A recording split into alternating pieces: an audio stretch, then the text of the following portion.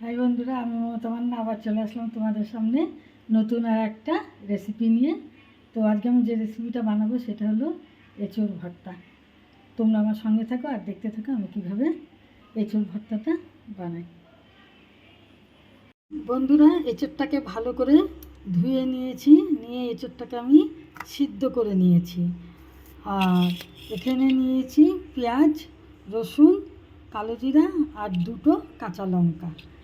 যেহেতু আমার এঁচোড়ের পরিমাণটা অল্প, এই জন্য এগুলো আমি অল্প অল্প নিয়েছি। তো এখন বেটে নেব। তো এখন এই মিক্সার জারের মধ্যে সিদ্ধ করা এঁচোড়টাকে ঢেলে দিলাম। আর আর তার সাথে হলো এগুলো সব আমি দিয়ে দিলাম। আর তার সাথে দিয়ে দেবো পরিমাণ মতো লবণ। লবণটা দিয়ে দিলাম, দিয়ে এখন আমি এটাকে বেটে নেব। আর যদি জলের দরকার হয় তো আমি পরে পরিমাণ মতো অল্প জল দেব, এখন দেব না, যদি দরকার হয় তো দেব। তো আমি এখন বেটে নিই আগে। বাটা হয়ে গেছে, তো এই যে এই পজিশনে এসছে। আমি কিন্তু বন্ধুরা জল দিইনি, তো আপনাদের যদি জল লাগে তো আপনারা জল দিতে পারেন। কারণ কি, এটা যখন সিদ্ধ করেছিলাম এঁচোড়টা তখন তোর গায়ে একটু জল ছিল, সেজন্য আমি আর জল দিইনি। যাই হোক, হয়ে গেছে বাটা। সরষের তেল গরম হয়ে গেছে, ওর মধ্যে একটা শুকনো লঙ্কা দিয়ে দিয়েছি। আর এই যে কুচিয়ে রাখা পেঁয়াজ,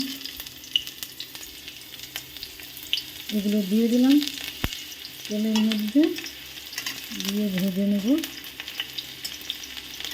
দিয়ে এঁচোড়টা যে বেটে রেখেছি, এই যে এঁচোড় বাটাটা এর মধ্যে দিয়ে দেব।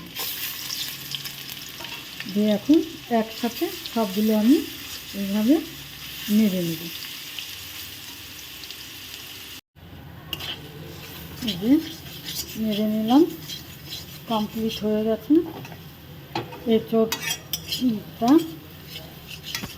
এঁচোড় কমপ্লিট হয়ে গেছে। তো এখন আমি এটাকে নামিয়ে ফেলবো। দেখুন বন্ধুরা, একদম কমপ্লিট হয়ে গেছে।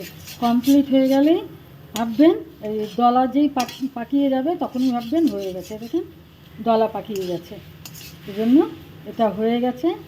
এখন আমি এটাকে নামিয়ে ফেলবো। এঁচোড় ভর্তা রেডি। দেখুন কত সুন্দর লাগছে এঁচোড় ভর্তা। বন্ধুরা, রেডি হয়ে গেছে এঁচোড় ভর্তা।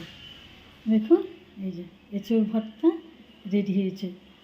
বন্ধুরা, আমি যেইভাবে বানালাম সেইভাবে আপনারা বাড়িতে বানিয়ে খাবেন, দেখবেন খুব সুন্দর লাগে, খুব টেস্টি লাগে। আর রেসিপিটা যদি আমার ভালো লেগে থাকে তাহলে প্লিজ লাইক, শেয়ার, কমেন্ট করবেন আর সাবস্ক্রাইব করে আমার চ্যানেলটা পাশে থাকবেন।